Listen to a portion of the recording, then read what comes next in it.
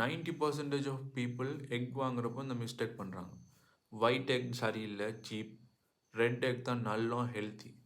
But உண்மையிலேயே இதுக்கு பின்னுக்கு இருக்க மார்க்கெட் ட்ரிக் என்னன்னு தெரியுமா? ஸோ அதுக்கு முன்னாடி நீங்கள் என்ன ஃபாலோ பண்ணாட்டி ஒரு ஃபாலோ மட்டும் தட்டி விடுங்க. ஒயிட் எக்லேயும் ப்ரௌன் எக்லேயும் இருக்க நியூட்ரிஷன் சைடு எடுத்து பார்த்தோம்னா ரெண்டுமே ஆல்மோஸ்ட் சேம் தான். மினரல்ஸாக இருந்தாலும் சரி, ப்ரோட்டீனாக இருந்தாலும் சரி, விட்டமினாக இருந்தாலும் சரி, சேம். பட் எக் கலர் சேஞ்சுக்கான உண்மையான ரீசன் என்ன அப்படின்னா, அது சிக்கன்ட ப்ரீடில் தான் தங்கியிருக்கு. எந்த வகையான சிக்கன். ஒயிட் கலர் ஃபெதர் தோல் உள்ள சிக்கன் வந்து ஒயிட் எக்கை தான் போடும். Same time red colour feather உள்ள சிக்கன் ப்ரௌன் எக்கை போடும். பட் ரீசன்ட் ஸ்ரீலங்கன் மார்க்கெட்டை எடுத்து பார்த்தா ப்ரௌன் எக் ப்ரைஸ் வந்து ஹையாக இருக்கும். பட் ஒயிட் எக் ப்ரைஸ் வந்து லோவாக இருக்கும். பட் ரெண்டு நியூட்ரிஷன் குவாலிட்டியுமே சேம் தான்.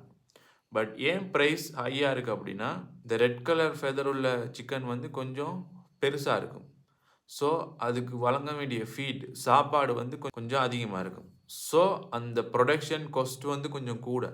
அதனால தான் ப்ரௌன் எக் ப்ரைஸ் வந்து ஹையாக இருக்குது. மற்றபடி இந்த நியூட்ரிஷன் குவாலிட்டி எல்லாமே ரெண்டுலேயுமே சேம் தான். பட் ஒன்லி ஒரே ஒரு டிஃபரன்ஸ் இருக்குது. என்னன்னா, இந்த செல்ட திக்னஸ். ப்ரௌன் எக் செல் திக்னஸ் வந்து கொஞ்சம் ஹையாக இருக்கும் compared to white egg. So இந்த திக்னஸ்னால காலாவதி தேதி வந்து ரெட் எக்கு கொஞ்சம் கூட.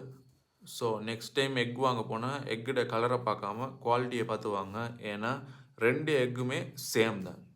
ஸோ இந்த மாதிரி டெய்லி லைஃப்பில் உங்களுக்கு தேவையான நியூட்ரிஷன் டிப்ஸ் வேணும்னா மறக்காமல் நான் ஃபாலோ பண்ணி ஒரு லைக் மட்டும் தட்டி விட்ருங்க.